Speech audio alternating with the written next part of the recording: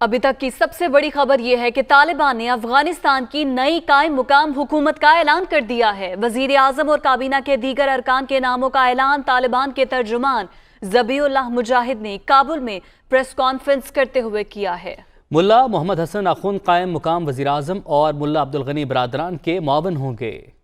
طویل انتظار کے بعد افغانستان کی نئی حکومت کا اعلان، طالبان کے ترجمان ذبیح اللہ مجاہد وزیر اعظم اور کابینہ اراکین کے نام سامنے لے آئے۔ کابل میں پریس کانفرنس کرتے ہوئے طالبان ترجمان نے بتایا کہ ملا محمد حسن آخوند افغانستان کے قائم مقام وزیر اعظم ہوں گے، ملا عبدالغنی برادر فرسٹ ڈیپٹی پرائم منسٹر، جبکہ مولوی عبدالسلام حنفی سیکنڈ ڈیپٹی ہوں گے۔ سراج الدین حقانی کو وزارت داخلہ کا قلمدان سونپا گیا۔ طالبان کے بانی ملا محمد عمر کے بیٹے ملا یعقوب کو وزیر دفاع نامزد کر دیا گیا۔ امیر خان متقی وزیر خارجہ ہوں گے، جبکہ شیر محمد عباس استنگزئی ان کے نائب ہوں گے۔ امریکہ میں گوانتانامو جیل میں کئی برس گزارنے والے ملا خیر اللہ خیرخواہ وزیر اطلاعات بن کے ذبیح اللہ مجاہد ان کے نائب ہوں گے۔ ہدایت اللہ بدری کو نگراں وزیر خزانہ کا قلمدان دینے کا فیصلہ کیا گیا۔ شیخ محمد نور اللہ منیر وزیر تعلیم اور خلیل الرحمان حقانی وزیر برائے تارکین وطن ہوں گے۔ اقتصادی امور کے وزیر قاری دین حنیف اور حج و مذہبی امور کے وزیر مولوی نور محمد ثاقب ہوں گے۔ مولوی عبدالحکیم کو وزارت انصاف کا قلمدان دیا گیا۔